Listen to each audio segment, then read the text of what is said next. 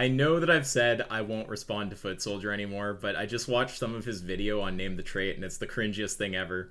We're gonna do it anyway. I don't care. Here we go. I used to think that ask yourself's name the trait registered trademark argument was good. It was a useful tool for debating people who didn't really know much about philosophy and were sort of shoehorned into the booby trap of the argument. Okay, so lots of well poisoning, right? I used to think it was good, then I saw the light. It's good against people who don't know philosophy. People get shoehorned into the argument. Just well poisoning. And made them look silly. But now the name the trait argument is on its 5th version. Yeah, so obviously, just like with positions, if you put out an argument, you might want to refine it over time to make it cleaner. It's a good thing to do, right? If you look at some of the arguments that have been around for the longest, like, you look at some, like, look at like Christian arguments, like the Kalam. Like, how many versions of the Kalam are there, right? So name the trait, there's separate versions of name the trait, and then I'd even say name the trait itself is just part of like a family of arguments that sort of look for the morally relevant difference and show the weird consequences of naming certain differences. So it itself is just part of a family of arguments, and it contains, different sort of versions of itself. It's been adapted over time to get cleaner, and it's a good thing. Ask yourself thinks this is an ironclad argument. If you think that the argument is not ironclad, that means presumably that you think it's unsound. So I'd like you to either show that the form is deductively invalid, or to point out that at least one of the premises is false. And is even taking paid consultations to teach people it. Yeah, so that's a Patreon perk where I have private conversations with people. It's not necessarily about Name the Trait. I don't know. I think I've talked about Name the Trait like once or twice with those conversations. That's not even what most of them turn into. But just like a lot of creators, like, yeah, I have Patreon perks. And there's lots of people who send creators messages and want to get into big conversations, and I just can't do it. So what I do is I respond to most text messages, right? Like, I've so far responded to all direct messages that I've received since creating a channel. But I can't keep up all those conversations, so I redirect those people to the Discord. If they really want a private conversation, well, not a private, just conversation with me, they can try to catch me when I'm in the voice channel, which, that's not that hard to do. Or if you want a bit more of a guarantee, you can also, there's a Patreon live stream perk for like $10, and we just do a stream once a month where, you get time to ask all the things you want. We stay on there for a while.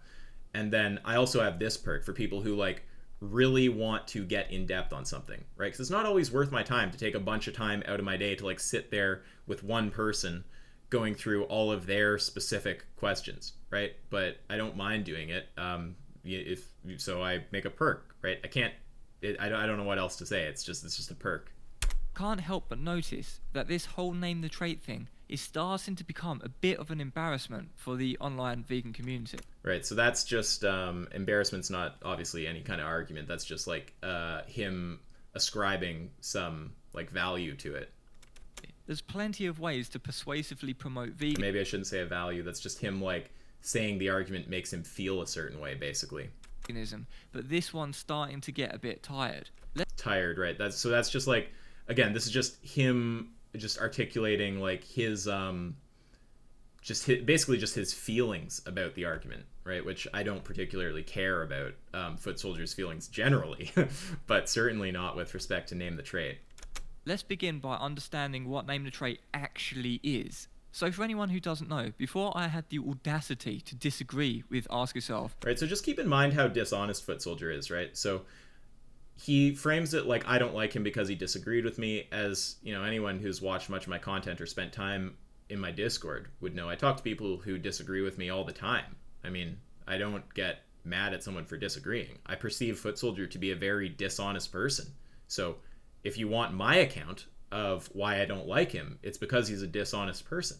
Now, whether you agree that he's dishonest or not, and I think there's ample evidence for that, I think when he ended up reduced to performing some kind of demented hermeneutics on his own statements to try to somehow get out of them meaning the things that they obviously mean. I mean, I think that most people can just tell that's dishonest, or I would hope they can. But even if you disagree, which, by the way, I think is insane, but even if you do disagree, right, that doesn't mean that that's not what I think. And that is, in fact, what I think. So no, my motivation comes from a perception of your character, not from the fact that you disagree with me. On the topic of AI, we were actually getting my motivation for not liking you along. And we did this live stream together, which was pretty cool at the time. And that was the first live stream I'd ever done on YouTube. So I was pretty nervous. And I don't think it was the best live stream.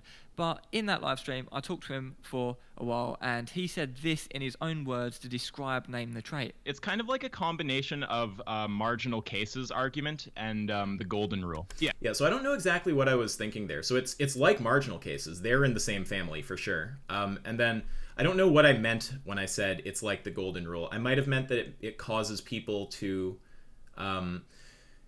like come to a position where they want to treat other beings like the way that they want to be treated, but that's just a guess. Like, I honestly am not exactly sure what I was thinking when I said that. But yeah, it's like marginal cases. Yeah, because I mean, people were making the point, like, if you're using intelligence as a justification, why wouldn't you kill less intelligent humans? Like, that, I'm sure, has been said for a long time. I'm pretty sure Singer has even said stuff like that. It's not like my argument, it's more like my formulation. Like, I just put it down into a concise little logical form that you can plug variables into and just see why it doesn't work. As Ask Yourself says, this isn't his argument. This is the argument for marginal cases. Well, no, it's not. Name the trait isn't the argument for marginal cases. They're separate arguments, but they're in the same family.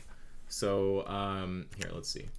Animal ethics, Encyclopedia of Philosophy. Let's find marginal cases. So this is like Singer's version, right? This is marginal cases. In order to conclude that, at least I think this is Singer's version. In order to conclude that all and only human beings deserve a full and equal moral status, and therefore that no animals deserve a full and equal moral status, there must be some property P that all and only human beings have that can ground such a claim. Any P that only human beings have is a property that some human beings lack, example, the marginal cases. Any P that all human beings have is a property that most animals have as well. Therefore, there is no way to defend the claim that all and only human beings deserve a full and equal moral status. So they're different arguments, but they're revolving around like they have a similarity, and the similarity is like they're working off of this notion that there's something uncomfortable about like the consequences of our bases for discrimination if applied to humans, right? So there's this like a similarity somewhere in there for sure. Now, I take some issue with marginal cases. So there's like a few things that just I don't like about the formulation. And I do think overall it's a good argument. I like marginal cases. But so first of all, there's property P. That's going to be a problem for moral particularists. They're just going to say, or at least they are open to saying that there's not a property P. Maybe it's just particulars in each instance that cause them to value a human. And also premise 2 and 3, you can like refute these with something like species normality, right? You can just say that the property that all humans have that no human beings lack and that no animals have is the property of being a member of the human species or of a species with a certain level of intelligence, right? Because then it's going to be that even the unintelligent members have the trait of, or the property of being a member of a species that has that intelligence, and it's not going to be the case that most animals have that, right? So I think there's a problem when dealing with particularists using this argument. It assumes generalism. And I think there's also a problem that these premises here you can just refute with something like species normality. So it's still a good argument overall, I think, but those are like problems. And this is part of why I think that name the trait is a tighter argument. It's not specific to particularists. And it doesn't actually, like, at least now in its current version, it doesn't actually overtly make the claim that there is no such property, right? It's just kind of like the conclusion is just to show that certain types of views are contradictory, and then that argument just works as kind of a prompt in a dialogue flow that just closes off going down a certain pathway. As used by prominent philosophers like Peter Singer. What can be attributed to Ask Yourself, however, is the transformation of the argument into a game show. Right, so it's not a transformation of marginal cases. And I actually wasn't even aware of the argument for marginal cases when I made the first version of Name the Trait. So I would say that they're in the same family. I think you can make a good like family resemblance case, but it's certainly not the same argument, right? Like, here, let me go over to Discord. Name the trait, explain. You guys should all join the Discord. It's a good place to be. So yeah, Google Drive, and then let's just open the deduction tree. So like these are different arguments, right? So the conclusion of name the trait is therefore your view can only deny the given non-human animal has moral value on pain of contradiction. And the conclusion of marginal cases is therefore there's no way to defend the claim that all and only human beings have deserve a full and equal moral status. So different conclusion, different premises. Like name the trait's not talking about property P. It's not making assertions about, you know, whether humans and animals have that property. Like they're just different arguments. I mean, I don't know how you'd say that they're the same argument. I'm fine with a family resemblance thing, but they're not the same argument. So I wouldn't call name the trait just a transformation of marginal cases. Yeah, okay. Name the trait, hosted by Ask Yourself.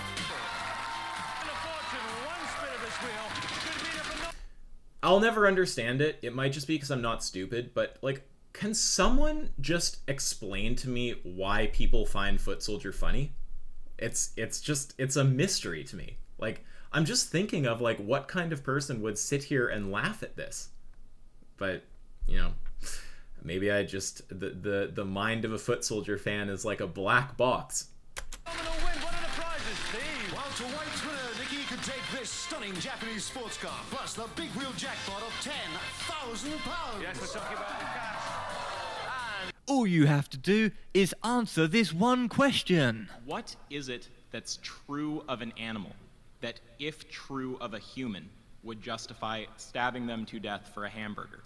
You got control of the wheel, on you go. I would.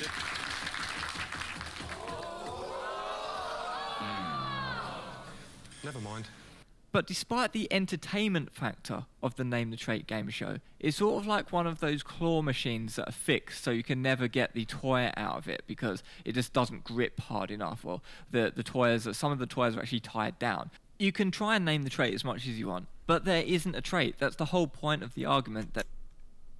No, that's not the point of the argument. And there can be a trait, right? Like you can name anything as the trait as long as it's some property that is actually differential between humans and animals. You could name like, you know, being intelligent. You could name being human. To say that those things aren't the trait, I mean, it just doesn't make sense. What is or isn't the trait is going to be a frame relative kind of thing, right? That does not. Unless maybe you're some kind of moral objectivist, but that's a whole different can of worms there. An objectivist might say that they're actually in some real sense is not the trait, and is not a trait. Just you know, that's not an essential part of the argument, right? Because the argument can be run by a subjectivist or an objectivist, and you know, on the subjectivist view, there might be like a sort of like theoretically like infinite or very large amount of potential traits that could all be the trait on any given view, and an objectivist might say that they're actually in some real sense is not a trait. But the argument doesn't make a statement one way or the other about meta-ethics, whether you should be an objectivist or subjectivist. So it doesn't actually like commit one to a position that there's not a trait. Not such a trait. So trying to name the trait. But I just don't get what Footsoldier means when he says there's not such a trait. Like I was under the impression he's not an objectivist. So he could maybe mean that for him there's not a trait. Maybe like for someone else there is a trait. But if he's saying that in some like objective, morally real sense there can't be a trait, then I could understand how he could say that. Again, assuming that he is some kind of objectivist, but that's not. Like, objectivism isn't in any way, like, embedded into the argument. And it probably still seems valuable to run the argument to elucidate the fact that there's not a trait in the objective moralist sense, or also in the subjectivist sense, that there's just not traits that seem to, like, satisfy us. trait in the game show format. But again, for him to say there objectively isn't a trait, he must be assuming some kind of like moral objectivism there. It's just like trying to use a claw machine, which has been doctored so it doesn't work to remove any of the furry toys from the enclosure. Doctors is a weird word. There's nothing dishonest about the argument. I mean, unless you want to show something that's dishonest about the argument. And you don't. I mean, if it just happens that you can make an argument that seems to show people that there's not a reason they agree with for doing a given thing. I mean, it's not like the argument has been therefore doctored. It just seems to, to reach its conclusion or have whatever persuasive effect it has. Don't ever win a toy because you can't, because it's fixed against you. I'm a fan of the argument from Marginal. See, I don't know what it means to say you can't. Like, you can name a trait, right? Like, someone can just say the trait is, just being of a species with an intelligence over a certain level, right? And then they could just be comfortable saying, like, if the average human was like mentally disabled, it would just be fine to like Holocaust everybody, right? Like, they could name a trait in the sense of they could give you some property that would allow them to hold a consistent position there. Again, to say that like isn't the trait after they name it is to say that there's some kind of like moral realism that rules that out as being the trait. Cases in its and that's additional to the argument. That's not contained in the argument. Original form as used as part of a larger conversation. But if the only conversation you're able to have with your opponent is naming the trait, then it's a stupid conversation because it's futile. There is no trait. There is none. So again, it's just weird what he means when he says there is no trait. Is Footsoldier now some kind of like moral objectivist? I mean, if he is, then at least I understand why he thinks that there's no trait. But if you're a subjectivist, then you should understand that people can just name a trait, and that from their angle is just going to be fine for them. Why would you have a conversation about that? It's stupid. Well, and even if we grant that like you can't name a trait, or that all the traits you name produce like situations that people just won't accept, what's the point of having a conversation? Well, I mean, it elucidates this fact for the people watching, for one thing, right? So people watching are going to be like, oh, okay, well, that guy tried to defend carnism and he had to, just bite the bullet on like sacrificing infants. Oh, that guy tried to defend carnism and he ended up saying it's okay to rape his grandma, right? Like, I mean, you get a sense by watching the argument run over time that there's not actually some kind of property there that would be like satisfying to you, right? And then there's also the value from the vegan's perspective of just having a clear understanding of your position. Name the trait will like zero you in on the thing that you can't accept about their position. So yeah, I mean, like I could list different ways in which it would be valuable, but now I would just be somewhat falling into his trap of like talking about like trying to make it seem valuable to Footsoldier. Like the criteria for whether the argument is sound, for example, just has nothing to do with whether Footsoldier finds it valuable or not. And I just don't care what Footsoldier finds valuable or not. So, yeah, I mean, again, it just seems like his criticisms here are just coming down to, like, he doesn't really like the argument. Okay, well, if you don't like the argument, that's fine, but, it's not showing that it's unsound. The whole original point of the argument for marginal cases and the form in which it actually makes sense is if... What does he mean actually makes sense? Like, are you trying to say the argument is unsound? If it's sound, surely it makes sense. Someone brings up that humans are smarter than animals. You could say, well, on average, humans are smarter than non-human animals. But there is a bell curve, and at the margins of the bell curve, in the marginal cases of mentally challenged humans, they would be less intelligent than the pigs. As we can see, the bell curves overlap, and that's all this argument is saying. It's not asking you to name a trait that... No. What are you talking about? Have you actually looked at the argument?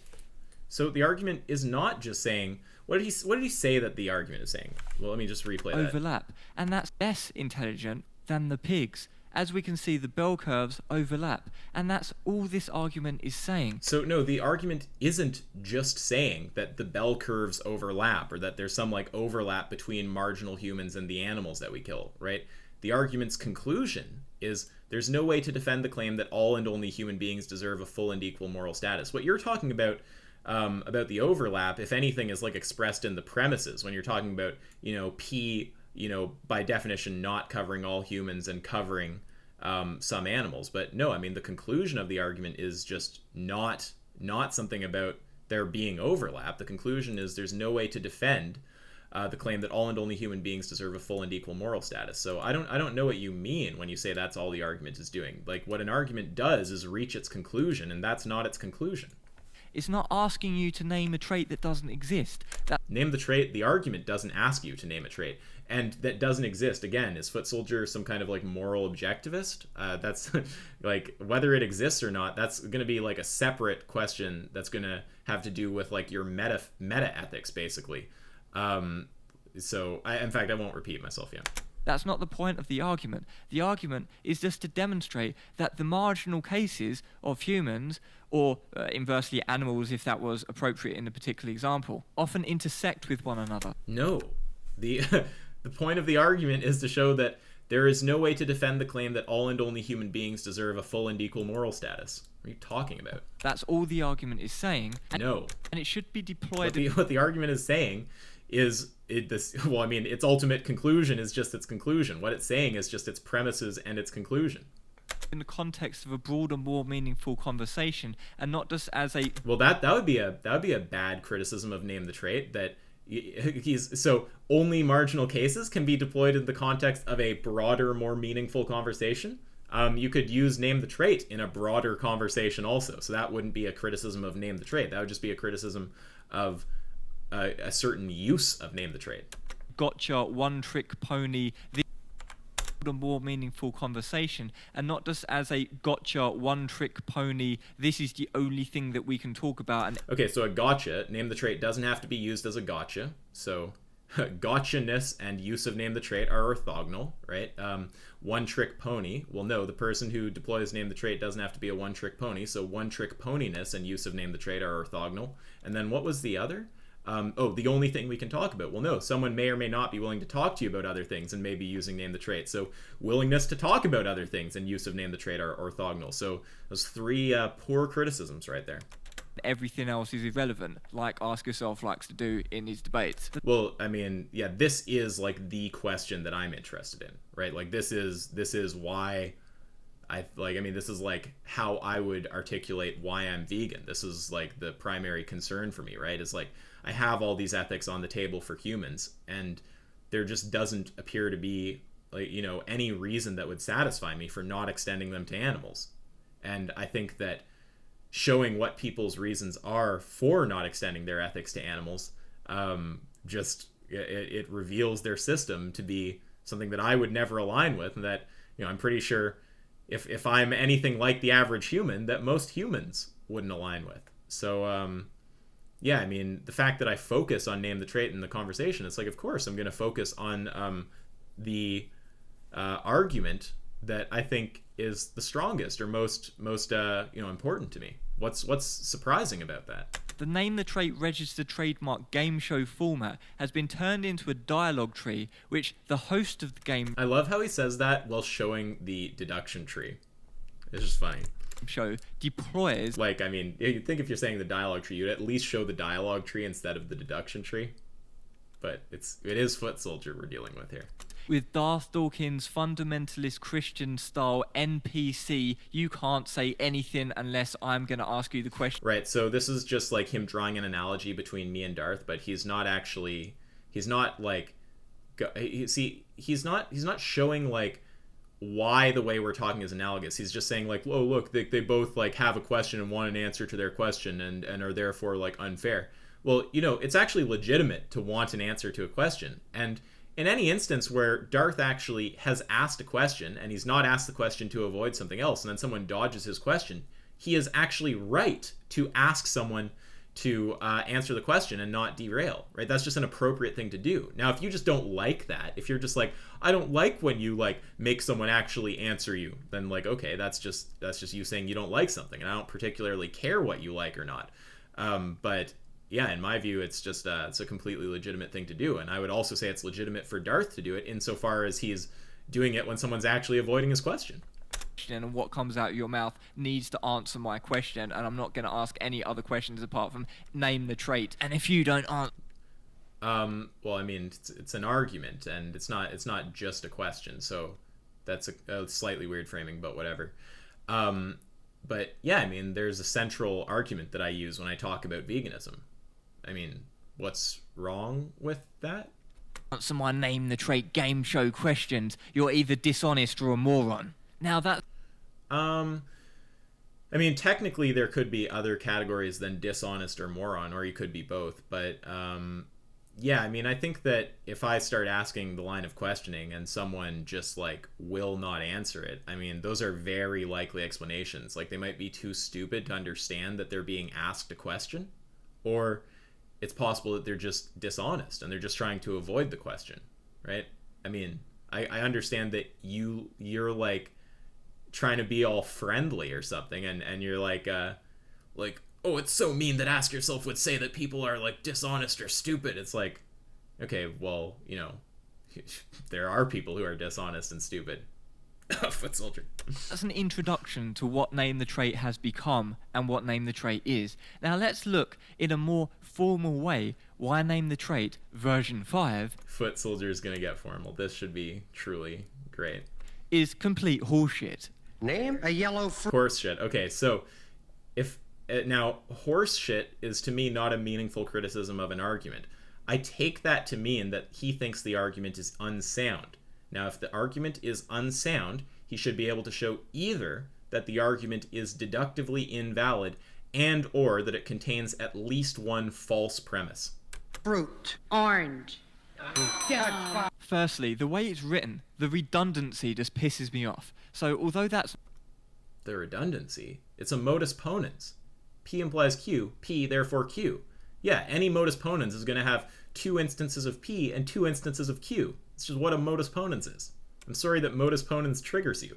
not a slam dunk on the argument itself. I want to address that first because it just pisses me off.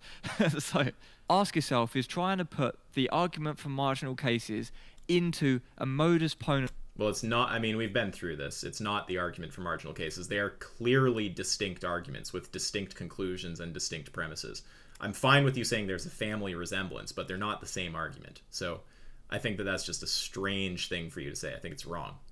Format. And what does that mean? Like, I mean, how would he possibly think that he's going to demonstrate that this is the argument for marginal cases? I mean, what is isness to Footsoldier just belonging to the same family? Does it then mean that I am Footsoldier? So, yeah, I mean, I just don't know what else to say there. There's a family resemblance. They're distinct arguments with distinct premises and distinct conclusions. Which sounds complicated, doesn't it? Because I'm using Latin. It's actually short for modus ponendo ponens, but actually it's pretty easy. All it's saying is, if thing A, then thing B. Thing A, therefore thing B. Well, that right there would actually not be modus ponens. And the reason is that thing A is just a noun. And you can't just use a noun in modus ponens. You have to use a proposition. But the form, if you swapped thing A and thing B out for actual propositions or for a propositional variable, then it would be modus ponens. That's pretty simple. Let's just use a real world example. If I'm in Granada, That's a modus ponens. I'm in Spain. Well, I'm in Granada, so I'm in Spain. Wow. The level of illumination is profound. So Ask Yourself can claim that he put the argument in modus ponens to make it more formalized. So if that was the case, that to make it formal, you had to put it in a modus ponens form. Well, wrong again. To make something formal, you don't have to make it modus ponens. You just have to make it formal. There's, you know, a theoretically infinite amount of argument forms that you could use that would be formal. Okay, I could put up with the redundancy or the unnecessary repetition of The unnecessary repetition. If you don't have it written exactly as it is with two instances of P and Q, it's not going to be a modus ponens, right? Like if I, for example, don't repeat P in premise 2, then you just have P implies Q, therefore Q, which doesn't make sense because you don't know P is true, right? So, any repetition of a variable in a modus ponens argument is essential to the argument. Of the points because of the nature of the form. But then, why would you have an imported, unreferenced external concept which you haven't even explained in the argument? Well, I mean, it's assumed that someone's going to know what trait equalization is when the argument is deployed. The point of the formalization isn't to explain trait equalization. Although ironically, I've actually put a little box here just to describe what trait equalization is on the argument, right? So just down here, if someone tries to say, P1 is false, I actually just have a diagram here now. So it just says it's assumed that if all traits true of one object are equalized to those true of another, then any traits remaining after equalization are possessed by both objects. Consider the image below. If all traits true of the given human are switched to match those true of the given non-human animal, A, B, and D would be retained in the human, thereby allowing us to infer that the given non-human animal already possessed these traits. So just think about it. Just look at those two stacks. They differ on rows 3 and 5. Now, if we equalize all the human traits to the animal traits, anything that didn't have to change in the human, such as, right, in this case, it would be A, B, and D, we can infer are things that the animal already had. If it has to change, it's something that the animal differs on, right? Like CZ. If it's something that doesn't have to change, it's something that the animal already has. And if it turns out that moral value doesn't change, then that implies that animals have moral value. So I can understand wanting clarity on trait equalization, but the formalization, the original goal was literally just to put the argument into a deductive form, right? I agree it's good to explain terms in the argument, but you could formalize an argument without also laying out what all the terms mean. That's like a separate task than just formalizing it. Formalizing it just means putting it into this algebraic kind of structure that it's in.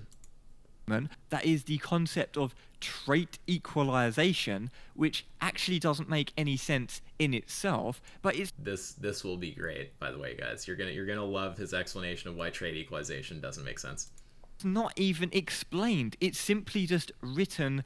Well, yeah, it's not. It wouldn't even if I do give an explanation for it, I'm not going to explain it in the argument, right? The argument's just going to be the argument, and then any terms that need defining, you would just you'd have a legend or something. Trait equalizable to a given non-human animal.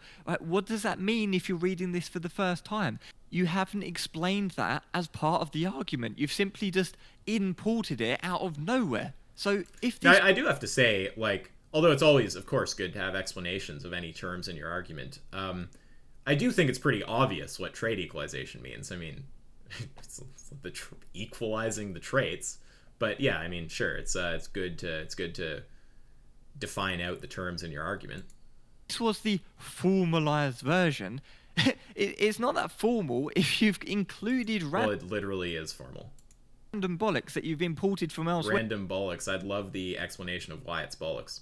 Which you haven't explained in the formal argumentation. You wouldn't explain trait equalization in the argument. It's not like every time you even if there was some if we say this is a proprietary term, right? Then it's not the case that any time a proprietary term is used in an argument that you have to provide the definition inside of the argument. You might just provide a legend or do what I've done where I just explain trait equalization. If someone tries to reject one of the premises, there's just an explanation of trait equalization down there.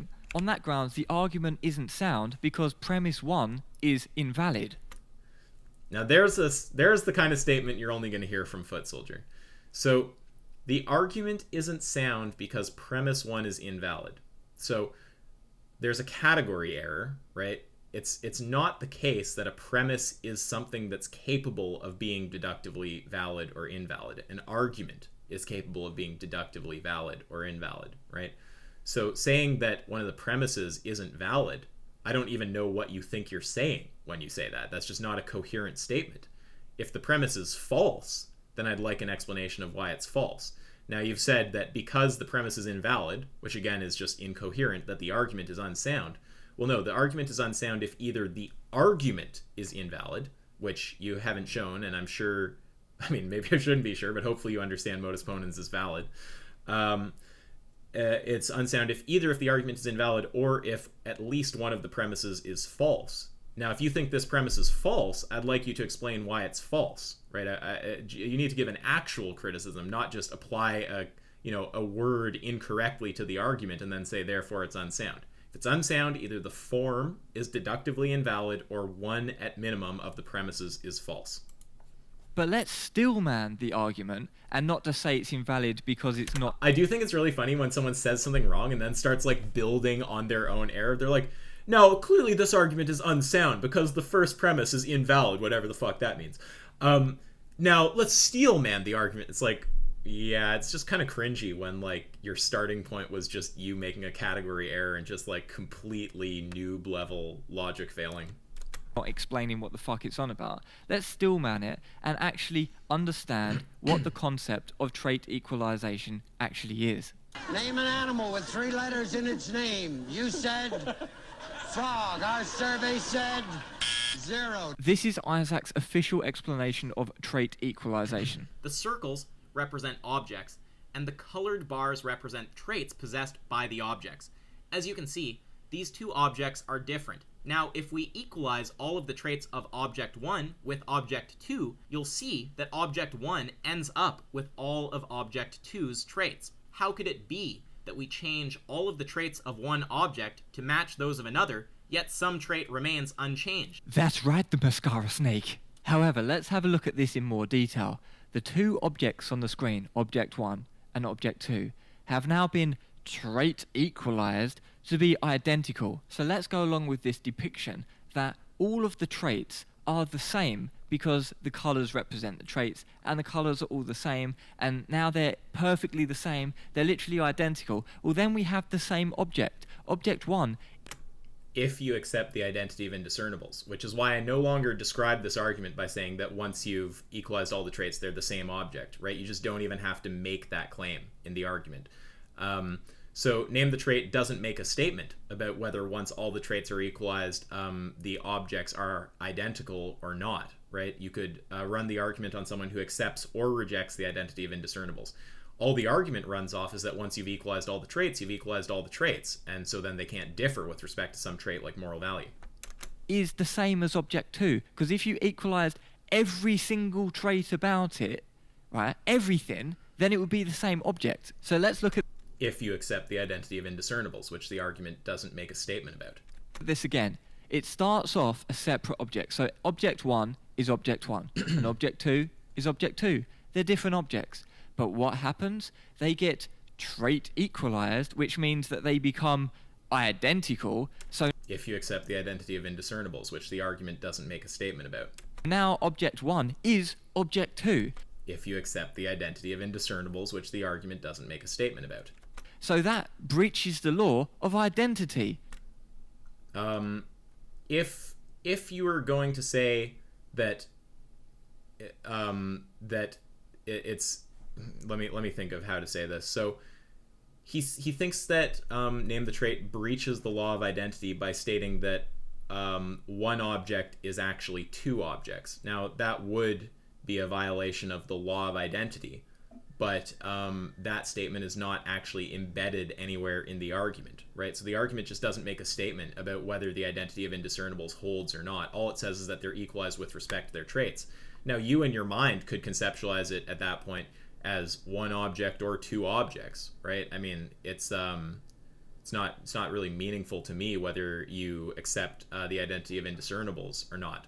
The point would just be that once all the traits are equalized, they share all the same traits, so they can't differ with respect to some trait like moral value without contradiction. So if your claim that the argument violates the law of identity relies on the notion that the argument assumes the identity of indiscernibles and then says that the same object is two objects, because once they've been trait equalized, they're the same object, but yet somehow they're two objects.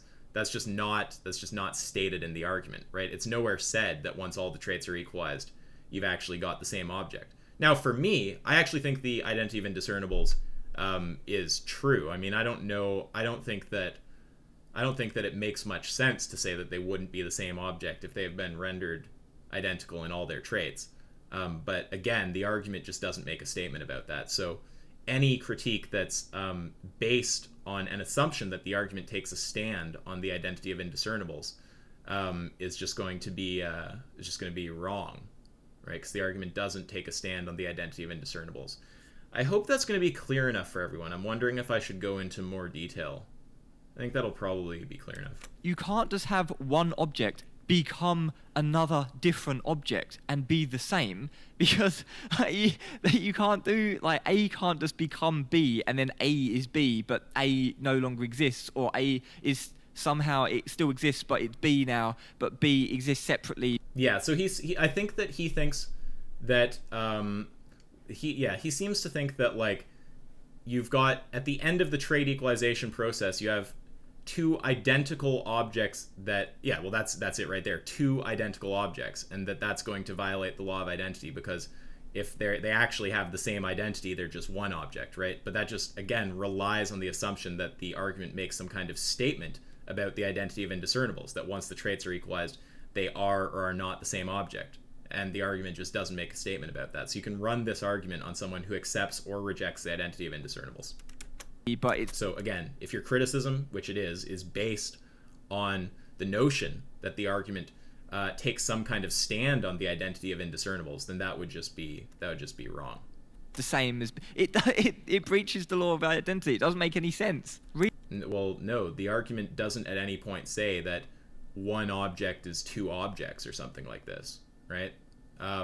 You're just showing the trait equalization process on screen here. This isn't actually, like, there's not some kind of, like, like metaphysical claim or something about objecthood of, like, whether once trait equalization completes, you have one object or two objects. That's just not included in the argument. So if you have, like, a problem with rejecting, if you firmly believe in the identity of indiscernibles and you think that they're one object at the end, then that's fine. That's completely compatible with the argument.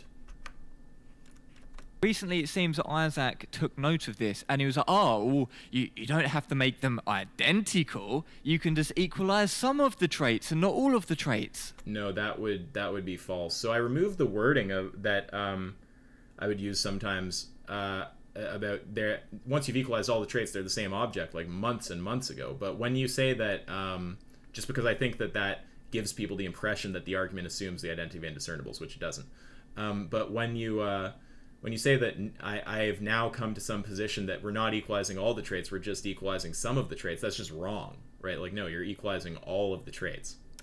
Okay, so let's have a look at the first premise. If your view affirms a given human is trait equalizable to a given non-human animal whilst retaining moral value, then your view can only deny the given non-human animal has moral value on pain of P and not P. So basically, in everyday English, this means if you take a human and essentially turn them into a pig in every way that would be morally significant. Right, so there's that same error again, right? He's talking about, so if there's every way, and then there's every way that's morally significant, he's talking about equalizing a subset of traits. But no, the argument is talking about equalizing all of the traits, right? So this is a misrepresentation right now.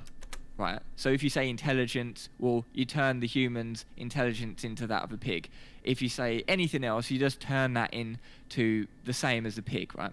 But if you say that human, that used to be human but is now basically a pig, if that pig human still has moral value, but an actual pig doesn't have moral value, then you're contradicting yourself. No, Footsoldier. Okay, so first of all, that wouldn't be a contradiction, right? If you have a pig human and then a pig and then they still differ, they're different things, it's not going to be a contradiction to say one has moral value and the other doesn't.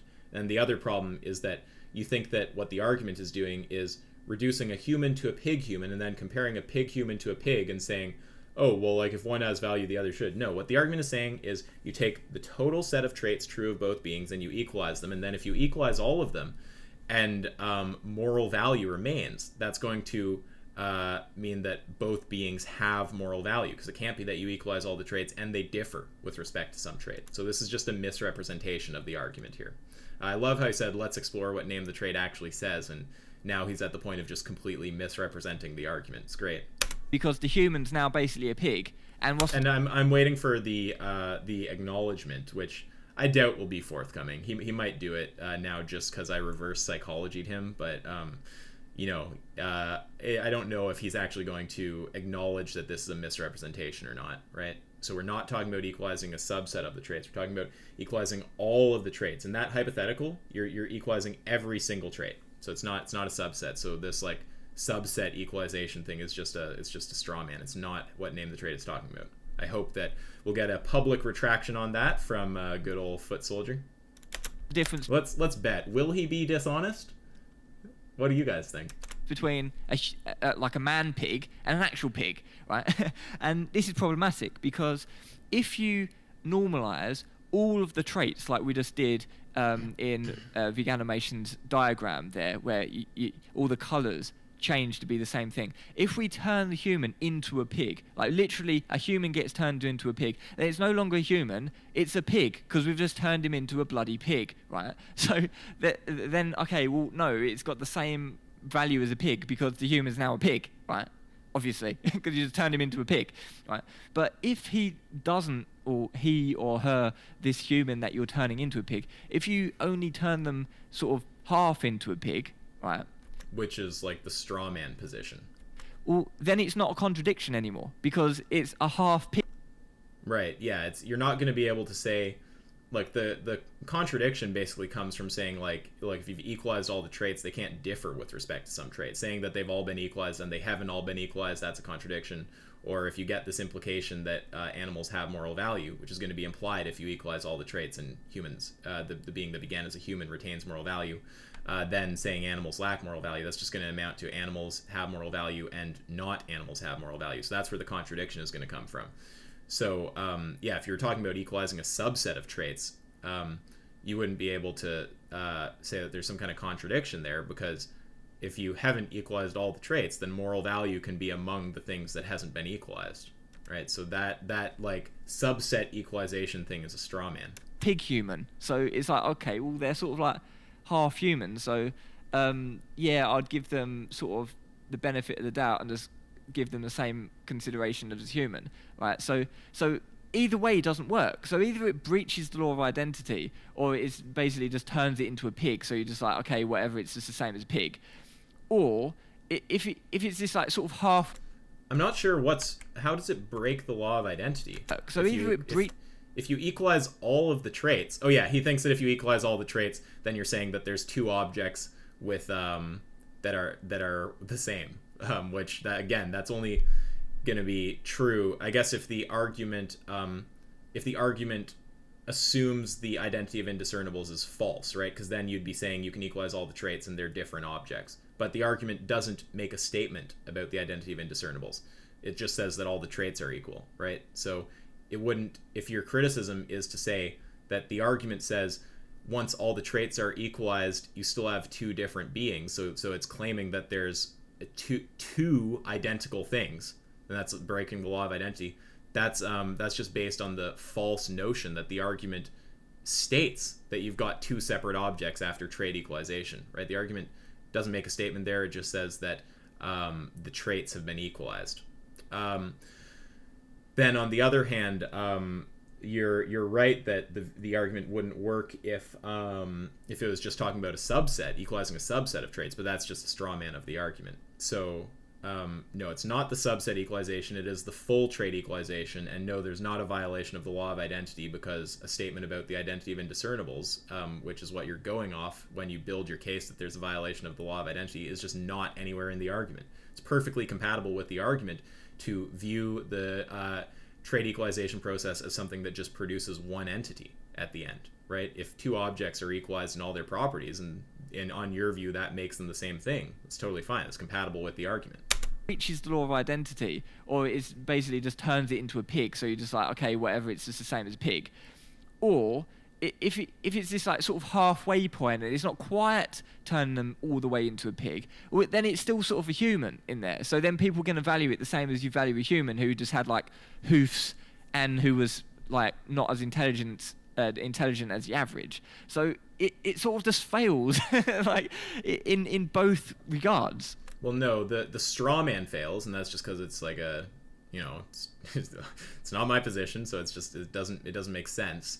I already walked through why it doesn't make sense, whatever. And then the claim that the argument violates the law of identity is just wrong. You're basing that on the assumption that the argument embeds a claim that the identity of indiscernibles is false, and that therefore when the objects are trait equalized, they remain two separate objects. The argument does not make a statement about whether they remain two objects or one object after trait equalization is complete, right? So you're not going to be able to say that that it's anywhere inherent in the argument to make a claim that two objects share one identity.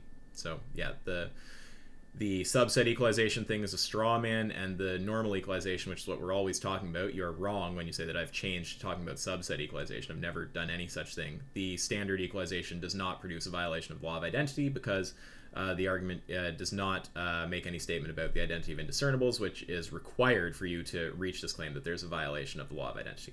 So good try, but it's not going to get you anywhere. So the version 5 of Name the Trait, the first premise just doesn't work. I like how he says version 5 like it's bad.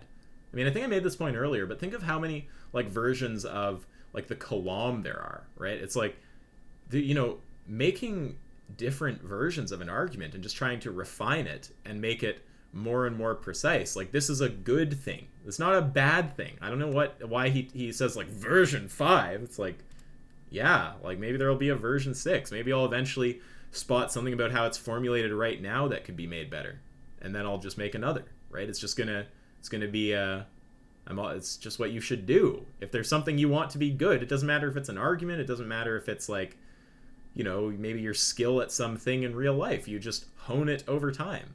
You're not like, oh my god, like you've like improved, you've made this thing you're doing better, like what the hell, like what are you doing? Like in multiple ways. So the first premise just doesn't work, like in multiple ways. So the accounts he's given, well, all he's said actually is just that there's some kind of incoherence with trait equalization. He gave a wrong interpretation of what trait equalization means, which is the subset equalization strawman, and then on his more correct interpretation, which is the full kind of like all-encompassing trait equalization, in the hypothetical you equalize all of the traits, right? He has just made a false assumption that the argument makes a statement about the identity of indiscernibles and states that it's in fact still two objects after equalizing all traits, and therefore you're claiming one object has two identities, which breaks the law of identity. But the argument doesn't make a statement about the identity of indiscernibles, so that is false. So yeah, that was it's not going to get you anywhere. So premise 1 stands, and saying that the premise is invalid isn't even coherent, which is what you said earlier. So if you want to say the argument is unsound, I'm still waiting for either an explanation of why modus ponens is deductively invalid, or why one of the premises is false. So the argument isn't sound. Name something. No, if the argument isn't sound, then it has to be that either it's deductively invalid or one of the premises is false. You haven't shown that modus ponens is invalid. You haven't shown that either of the premises are false. All you've done is try to say that there's some problem with P1 based on trait equalization being incoherent. You gave two interpretations of what it could mean and showed a problem with each. One of them was just a straw man, right? It's well, technically they're both straw men. It's not the case that we're talking about subset equalization, and then on the full equalization view, you made a wrong assumption that the identity of indiscernibles is embedded, so therefore after trait equalization there's two objects with one identity, which the argument again doesn't make a statement about the identity of indiscernibles, so that would be a false criticism. So yeah, the argument remains sound. You haven't shown either of the premises to be false, and you haven't shown the form to be deductively invalid. Teenage boy can do for hours at a time. Masturbate. But again, just to stillman it, let's ignore the fact that it's not a sound argument, and let's just assert that it's magically... I mean, again, I'm just triggered every time he says it's not sound. You have to show either that it's deductively invalid or that at least one of the premises is false. Both of your attempts to show that the first premise is, false, or you said invalid or whatever, just didn't make any sense. One of them was just not what I'm talking about, which is subset equalization, and the other you made a false assumption that the argument embeds a statement about the identity of indiscernibles to get to your conclusion that there's a violation of the law of identity. Sound, right? One of the things that often happens in the Name the Trait game show is that people come in as value pluralists, meaning that they value more than one specific property, and Yeah, and you can run Name the Trait on a value pluralist. it's the combination of those properties which is meaningful. But in Isaac's official Name the Trait game show rulebook, the contestant isn't allowed to name two traits simultaneously or in conjunction with each other. What are you talking about? Why okay, so he's asserting that, but why does he think that? I mean, let's just go over to the deduction. What we actually want is the dialogue flow tree here.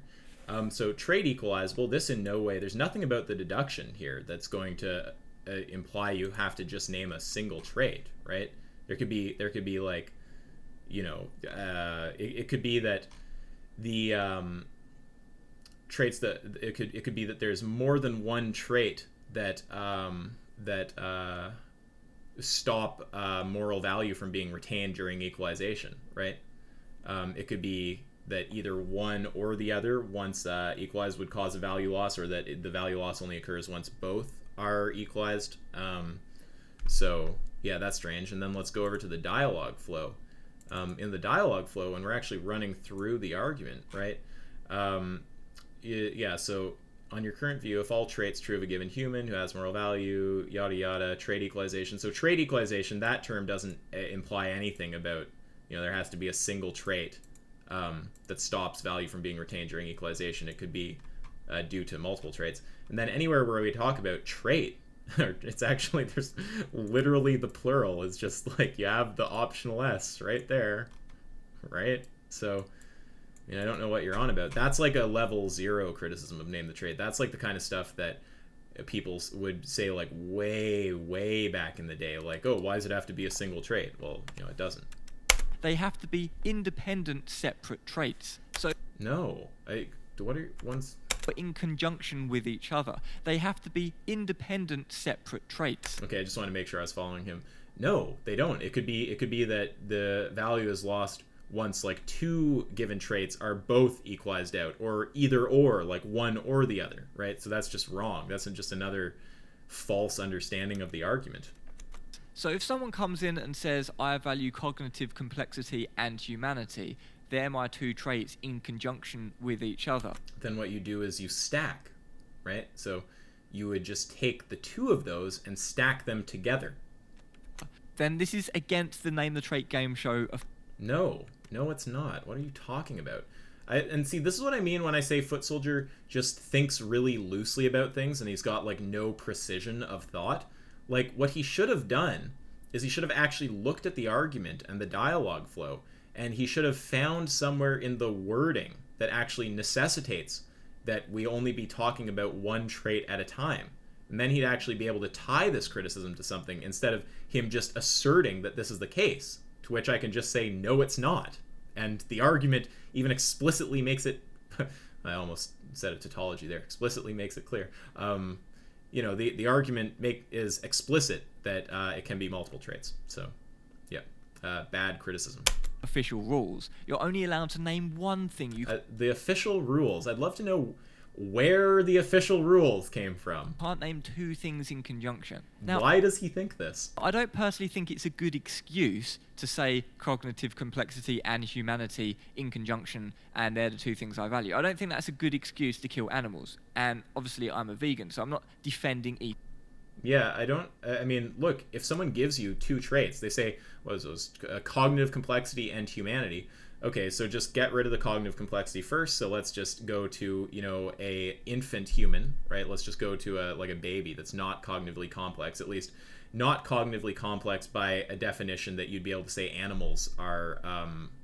If you say, sorry, let me be clear. If you say that a baby is cognitively complex, then you're setting like a kind of a threshold, like a minimum bounds for cognitive complexity that is going to include animals, right? So like if a baby is cognitively complex, you know, a dog or a pig is going to be cognitively complex. So we'll just equalize that first trait. So you've got a baby and then being human. So we'll just remove that. Like it would depend exactly what you mean by human. But if we just take a standard biological definition, we just say, okay, well, you take away the traits human DNA and the ability to like breed with other humans or something. So you'd just be saying that it's fine to there's not a problem with creating the experience of an infinite baby holocaust, right? It would be wrong if they actually were human beings. But there's nothing wrong with just holocausting sentience that's identical to infinite babies, right? Like, that's going to seem crazy to most people. That's a pretty potent reductio. So yeah, you just stack the traits. Eating meat. But if someone claims that they just intrinsically feel a connection to other humans, which is intuitive, intrinsic to them, and they also additionally value cognitive complexity. So if there was, for example, an alien species or AI or elephants or dolphins with higher levels of cognitive complexity, then they would not be in favor of discarding their moral value or genociding them for a hamburger, right? And then the other side of that would be if a human lacked the appropriate cognitive complexity to meet their criteria, then they wouldn't lose moral value by virtue of still being humans. This is a typical way to get around the name the trait thing. No, it's just an and or stack, right? So all you're doing is saying human and or being cognitively complex, right? So all you do is you just go to a cognitively non-complex human, and we all seem to still value their subjective experience, and then you say, okay, so it would be fine to holocaust infinite subjective experience that's exactly identical to theirs as long as it's not in a human shell, right? So that's going to be a shell morality position. That's what we call those kind of views. And one of the reasons why it's banned in the game show... Banned? Like, see, this is what I mean when I say Footsoldier is just incompetent. Like, it's just, what does he mean when he says it's banned? Where is he getting that from? Where's his evidence? This is just... He doesn't realize when he's actually making like a good inference from data that's on the table, or when he's just like theorizing or just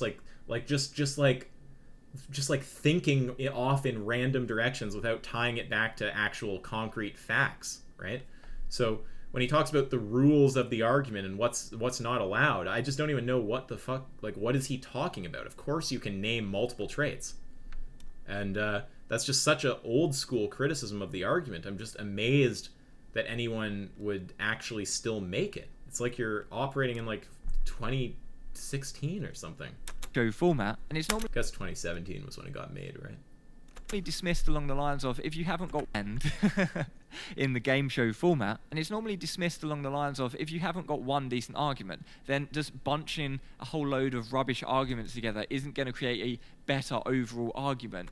Well, no, that only works if they say that the arguments, like, they have...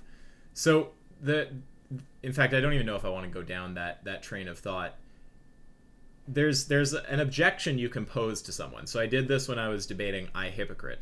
And I don't recommend people go down this road. I think the better, simpler road is just to stack.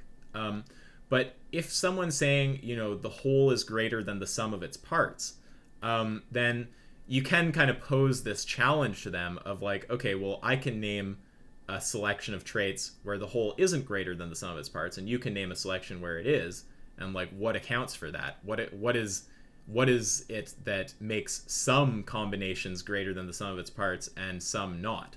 But I don't think that that's even the best objection. I think that what's better to do is, in fact, just to stack the traits. So, yeah, just stack them. Just out of a load of crappy arguments, right? So they want to go through it individually. Like, just to be clear, you could say that there's a ton of crappy arguments that have, like, 0.1 value to each of them, and then, the threshold to, like, discriminate is like adding up to 1, and then once you get 10 of them, that's enough, right? Like, you could do that would be fine. Yeah, you I mean what happened when I talked to I Hypocrite was he said something like, I don't remember his stupid list, but I posed him just this question of like, okay, what about being like white, male, and like over 6 foot tall? Like, is that enough to discriminate against someone? The whole is greater than the sum of its parts. And he couldn't actually make a separation between when the whole is greater than the sum of its parts or not, right? But you could come up with a separation there. So that's not the best objection. The best objection would just be to not object on the grounds of them combining traits, but just to stack the traits that they're giving you. To test if each of the components are actually legit on their own, right? Instead of just bundling. No, you don't have to do that. You can just stack them. bundling a whole load of crap together. So it sort of makes sense. But there are situations where it would be fully legitimate to value two things in combination or multiple things in combination. And I'll explain with an example. My channel colours are bubblegum pink and fluorescent green. They're two opposing colours on the colour wheel, and this is important for my channel branding. In almost every video, I've got the juxtaposition between these opposing colours. Now, if I wanted to get an official Footsoldier watch, then I'd probably want one with a green strap and a pink face, right? I just value a watch with a green strap and a pink face. The two things in combination. Let's just take a moment to reflect, right? So, like, the actual arguments... So all he said about the argument is, like, he started off by just kind of saying things he doesn't like, that he just doesn't like it. He feels like it's a game show. Like, just basically these, like, sort of subjective statements about how he feels about it. He tried to actually attack it by saying it's unsound because the premise one is invalid. And not only is it incoherent to say a premise is invalid, because premises aren't something that can be invalid. That's a category error. A premise... the only thing that can be valid or invalid deductively is when you're talking about the actual argument itself. And then his account for why the premise is invalid, which let's just, steelman him to saying it's false, was that there's incoherence on trait equalization. And his arguments there were just to strawman trait equalization in one case, to subset equalization, which is not what's being talked about, and then to, on the other hand, talk about normal trait equalization, but claim that the argument embeds a statement about the identity of indiscernibles and says that once traits are equalized, you've still got two objects, which breaks the law of identity. And the argument doesn't actually embed a statement about the identity of indiscernibles, right? It's perfectly fine to consider those objects one object. So his basis for saying premise one is invalid, which again is just an incoherent category error to begin with, didn't get him anywhere. And then after that, he goes on to say that the argument requires you to just name one trait at a time, which is just also not true, and is an old school objection that I thought everyone understood was not true, like a long time ago, in which if he actually had looked at the very phrasing of the argument, he would know is not true, but he didn't do like minimal research by the looks of it. Are what I desire from a watch. And if I go to the shop and they say, we don't have that, unfortunately, sir, but what we do have is a watch with a green strap and a black face. Thanks for looking, but I'd actually prefer one with the green strap and a pink face. I'd actually even settle with one with a green face and a pink strap.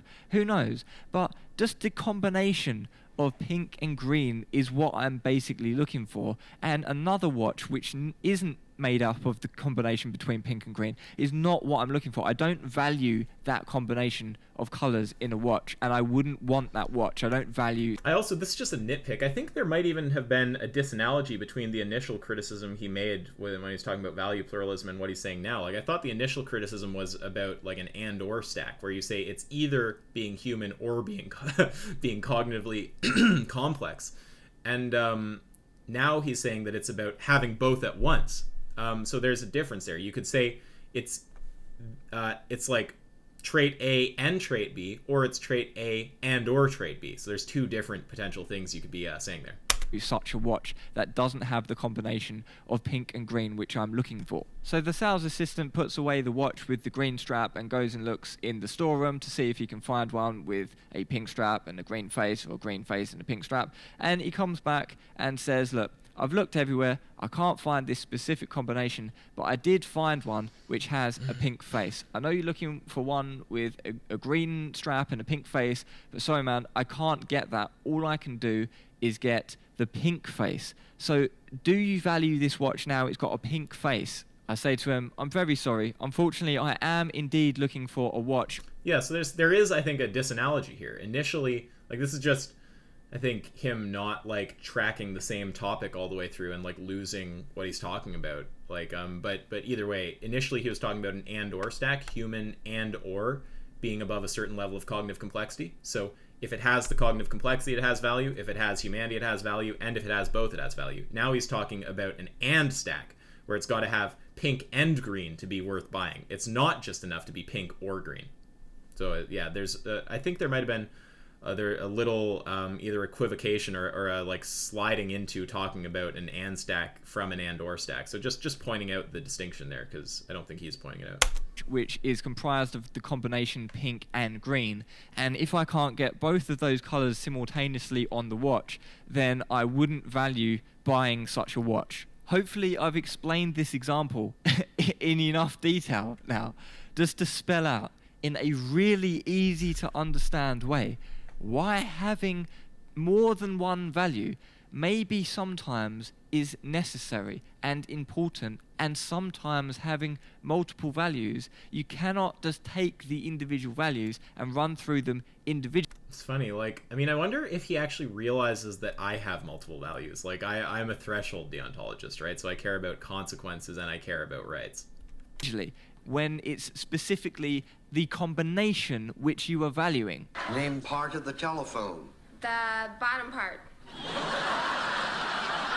And the final thing I'd like to address from the Name the Trait Registered Trademark game show. Okay, so just to close out that last criticism, so the false assumption that whole criticism was predicated on is that the argument doesn't allow you to name multiple traits. That's just wrong.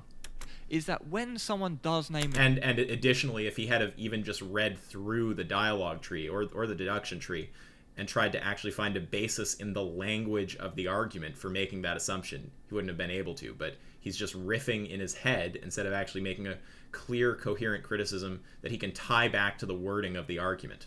A trait, which isn't just completely game show, is that when someone does name a trait, which isn't just completely self-contradictory, for example, they say social contract, then they'll be presented with appropriate hypotheticals from their dialogue tree. So, for example, Destiny brought up social contract, and then a hypothetical was brought up about uncontacted tribes, and he said that it would be okay with genociding these uncontacted tribes, and this sort of stuff. And then when you get into this sort of position, you have been, in quotes, reduced to absurdity. The problem with that, though, is if you look at the definition, it either entails absurdity or contradiction. So if you're thinking about it in terms of it's producing a contradiction, then you're saying that either you're being reduced to a contradictory statement or you're being reduced to contradiction. So you're just, in both cases, it's just contradiction. So you might as well just say contradiction once and you don't need to repeat it, so it's redundant, right? But if you're saying absurdity, absurd to whom? Right. Well, yeah, it's good. It's going to be contradictory. If someone, like, for example, there's different ways they could end up being contradictory. They could like name some trait and then get the reductio and then say it's not that trait, in which case they've said the trait is X and the trait isn't X. That's one way you can get to contradiction. Or they could say that humans have value, animals don't, and there's no trait. That's going to lead to contradiction, as explained in the deduction tree. So there's different ways the argument can get you to contradiction. But you can also just end up with an absurdity reduction, and I think he's going to try to talk about that right now. I'm expecting the standard sophistry of, like, someone might not find it absurd, which is, as I'll explain, because I bet you anything that's where he's going to go. Just not an interesting criticism. Right. So then it's an appeal to popularity. Absurd to whom, right? Yeah, absurd to whom. So absurdity is like a personal evaluation that we're making of something, right? Now, let's just be clear here. So if we go over, let's go to IEP, actually, here.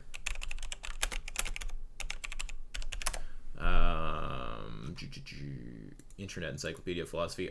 IEP is really good, by the way. Don't go off, like, for philosophy terms. It's better to not use things like just the dictionary. You want to use like a proper peer-reviewed philosophical source. So yeah, reductio could consist in, showing that a position is self-contradictory, that it's false, or that it's implausible or anomaly, right? Yeah, like implausible, that's exactly the kind of thing we're talking about, right? Where it's just like implausible to a person to hold that kind of view. It's just so absurdity is a frame relative thing. So you can always find someone who's going to say, it's not absurd to me to the thought of like holocausting children. I just don't find that absurd, right? So there's no claim that it's going to be absurd from all frames. It's a frame relative thing. So I'm not sure what the issue is there. So then it's an appeal to popularity. No, so it's not. I'll listen to his reasoning for calling it an appeal to popularity, but nowhere is it said that if everyone finds something absurd, it is false, or that, its moral status is going to derive from what everyone thinks about it or something like this. So nowhere is it said that the correctness of something derives from how many people believe it, right? This is kind of like what he did when he just assumed that the argument makes a statement about the identity of indiscernibles, but like he just didn't actually show it, right? It's the same thing here. The argument in no way actually says that a position is like false based on people finding it absurd, or like inconsistent or something like this. Absurd to whom, right? So then it's an appeal to popularity. It's appealing to the audience who's watching to deem it to be absurd. And if you are appealing to popular opinion on whether... Well, no, appeal to popularity is when you say like the truth or the morality or just like the correctness in some sense of a given thing derives from what people think about it, which is not what's being said here. Absurdity is a frame relative thing, right? So you might find something absurd, someone else might not. There's nothing, it's nowhere stated that the correctness in some sense of a position derives from how many people accept it. That's just not in the argument. So he's just reading weird things into the argument again. The genociding uncontacted tribes. And if you are appealing to popular opinion on whether genociding uncontacted tribes, for example, is absurd or... No, I'm not. So like, for example, if we show like this guy's position reduces to saying it's okay to genocide uncontacted tribes, then anyone who thinks that genociding uncontacted tribes is absurd is not going to be willing to accept his line of reasoning as a basis for carnism, right?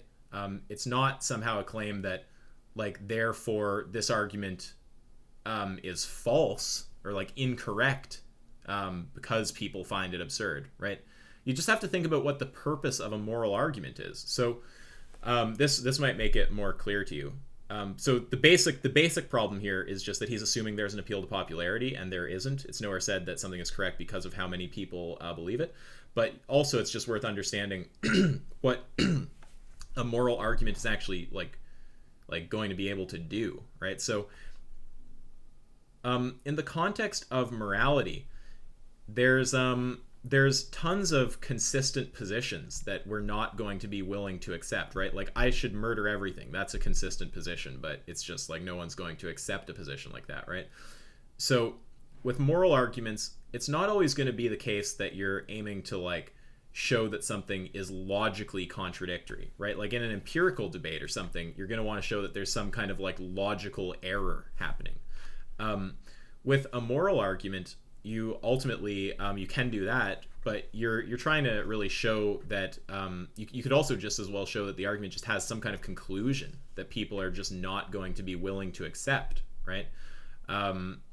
So I mean, if the argument successfully shows a conclusion that someone's not willing to accept, like if you're a person who doesn't want to, like, rape babies or something, and someone's position leads to them saying, well, on my view, it's okay to rape babies, you're just not going to accept that view. So the most you can do with a moral argument is get it to show that the position you're arguing against is as unappealing as possible to as many people as possible. And in fact, showing that it's contradictory is just one of the ways to show that it's unappealing, right? So, yeah, I don't see what's problematic about just showing that a position entails some kind of conclusion that people would not want to accept. That's like a moral argument functioning well. That's just, it's showing some conclusion and people are going, oh, okay, well, I can't align with what that position says.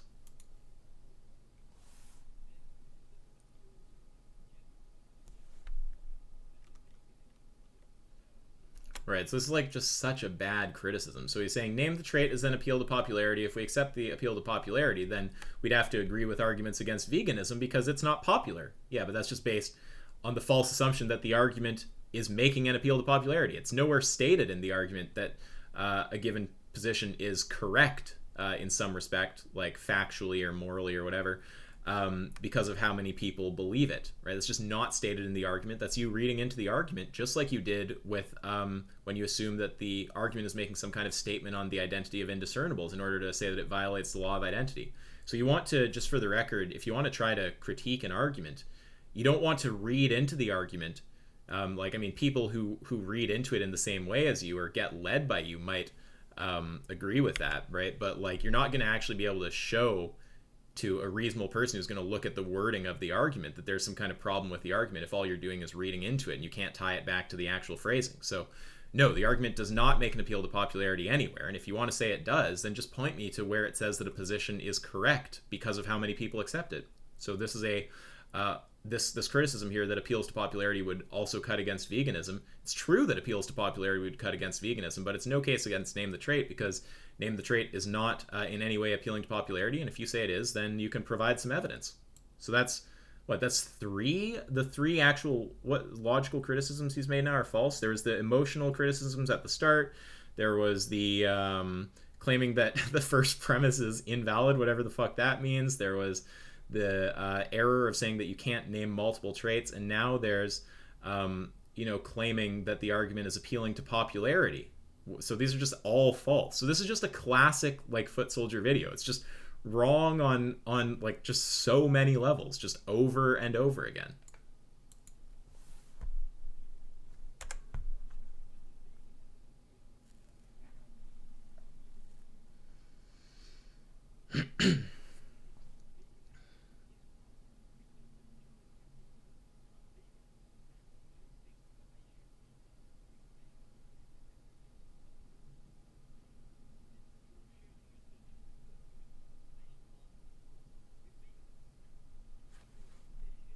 Right, so he's I love how he's like sitting here laughing. He thinks he's got a gotcha, and it's all just based on just a wrong understanding. The argument isn't appealing to popularity. If you think it is, then just show where the argument says that the correctness of a view derives from its popularity. And by the way, I'm expecting a retraction on all of these points, right? So is Footsoldier going to be honest? Is he going to retract his claim that the argument is unsound because premise 1 is invalid, which it doesn't even make sense and is just a category error? Or is he going to maybe attempt to show how the argument makes a statement about the identity of indiscernibles to cement his argument there? Is he going to acknowledge that he is just wrong, that you can't name multiple traits? And that in fact, if he had have looked at the very argument he's talking about, that he would know this? Is he going to acknowledge that nowhere in the argument is an appeal to popularity made? My bet would be that he probably won't do any of these things, but we'll see. Maybe he will make an honest move. Who knows?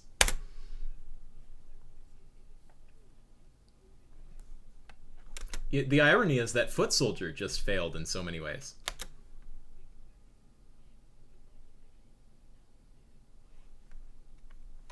Have I? I don't know if I have, but I would say that. Yeah, I mean, I take ironclad to just mean sound. And I think the argument is sound, unless you're going to show, again, that either the form is deductively invalid or that one of the premises is false.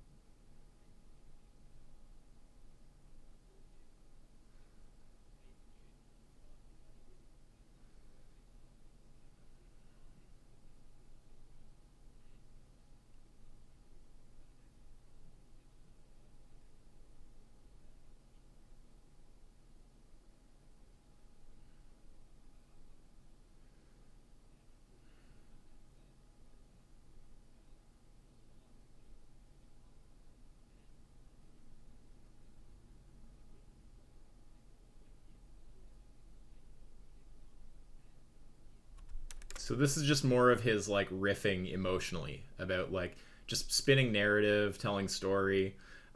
Also, like, I mean, I'm pretty cynical about him. I think that when he does the whole like paying some like credit to me, like, oh, you got me interested in philosophy, I think that's largely just to actually make you warm up to what he's about to say. Like, oh, he's being fair to Isaac, like maybe his criticism makes sense. Now I'm cynical enough about him at this point to think that's probably what he's doing, but even if not, whatever, I don't care about his emotional take on the argument, right? I care about the actual criticisms, and all of the criticisms that I've heard here are just wrong.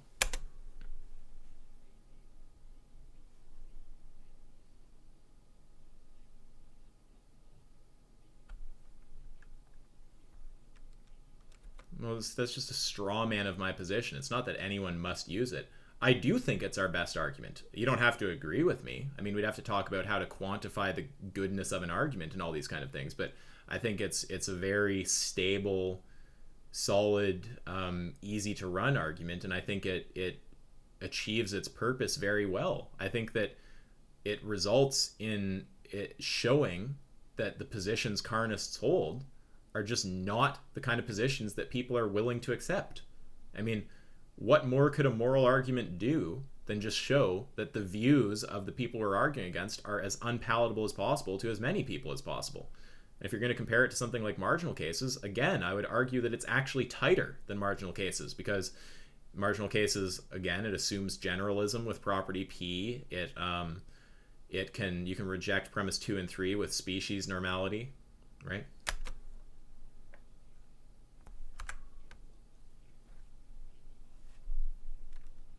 That's just a straw man.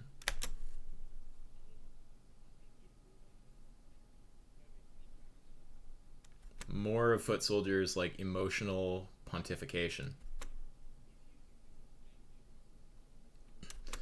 Well, I mean, look, if everyone's using it, and it's not the same as marginal cases. They're separate arguments with separate premises and separate conclusions. They're in the same family.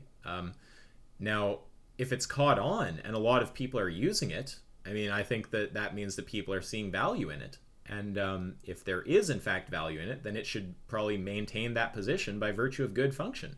Or someone else might come up with a better argument. And if that happens, then, let's go and use that argument.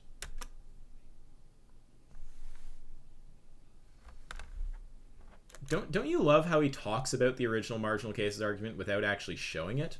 Like, again, like I actually like to look at things when I talk about them, right? If I'm going to talk about marginal cases, I'm going to actually look at the argument. And my main criticisms of marginal cases are the assumption of generalism. So you're not going to be able to run this on a particularist who just rejects property P. And these premises here, you can just reject this by naming a trait like species normality. So I think there are actually problems with marginal cases. I still think it's good overall. I think you could do a little repair work on it to soup it up a bit so it would get around those kind of things. But yeah, no, I mean, it's a separate argument than name the trait, and I do think name the trait is a tighter argument.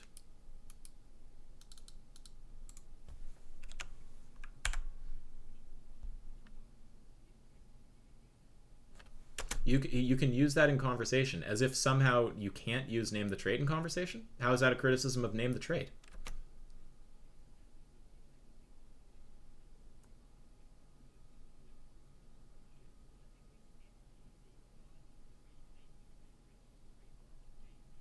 Just more emotional pontification.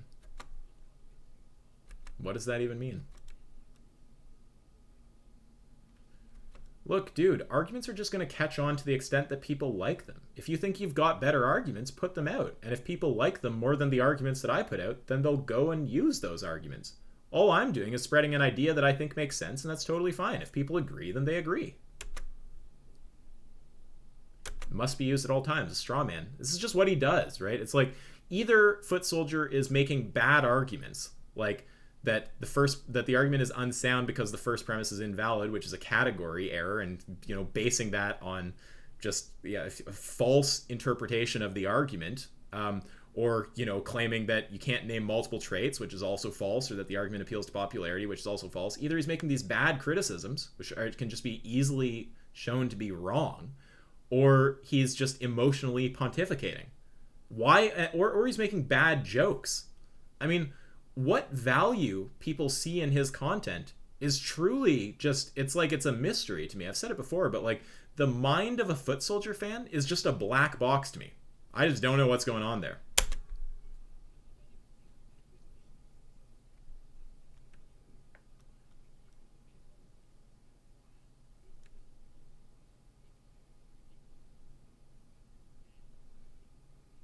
This is so just glorified into ridiculousness. What, you mean like people are using the argument? They think it's a good argument? If you think that you've got better arguments, then just put them out there, right? If you're correct and we have better arguments, then surely if you put out those better arguments, people will start using them, and they'd use them instead of name the trait, right? Like, I mean, look, all creators have some amount of fans who are just dogmatic, like, sure. But I think most people are not dogmatic, and I think that most people are not just gonna have some weird, like, religious attachment to name the trait. I think that if I were to put out an argument and be like, hey, look, here's an argument, and it does everything name the trait does, but, like, better. Like, look at this. They'd just be like, oh, like, let's use that now, right? Or if you put out some better arguments. So I invite you to do that instead of just kind of bitching and whining about the argument and making false criticisms of it.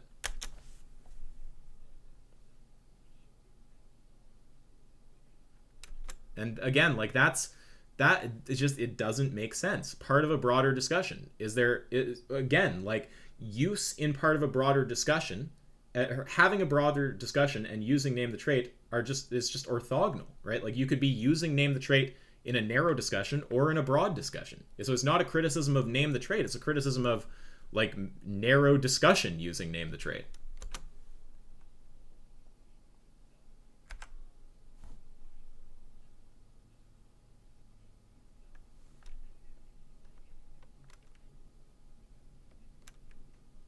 Again, it's just like, I'm not even going to bother. It's just not interesting. It's just emotional pontification. And these are false characterizations of like what I think and how I operate, right? Yeah, I'm not even going to say more.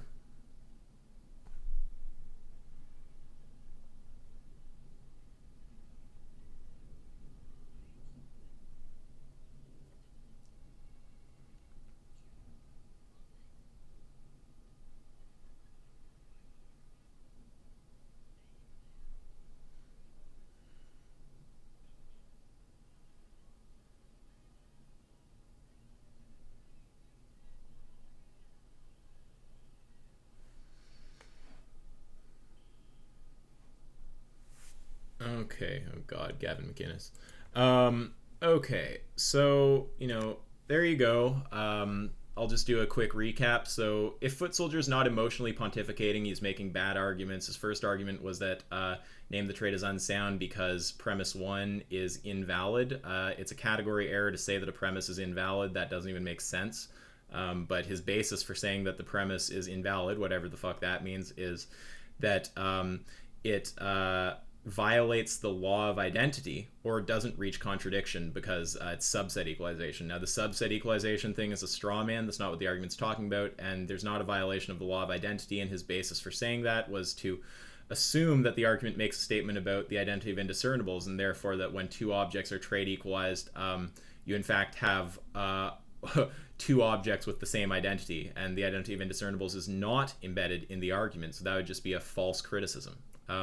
He said that the argument doesn't allow you to run multiple traits. That's false, and if he just did minimal research and actually looked at the dialogue flow and the argument tree and tried to actually tie that criticism to something that's actually written in the argument, then he would have noticed, oh, it actually says traits with literally with the S in brackets. And I'd also mention that's an old school ass criticism, and that I thought everyone understood was false. And then he makes a claim that the argument appeals to popularity without actually showing anywhere where the argument says that a given view is correct in some respect, morally, factually, whatever, because of how many people believe it. So yeah, either just emotional pontification or poor arguments. That's vegan Footsoldier for you. And if you guys like my content, do support on Patreon. I really appreciate it. And also there's some fresh merch if you want. I got some Name the Trait shirts. They've got like claws and shit on them. It's cool. It's all linked below. Okay, you guys are great. Till next time.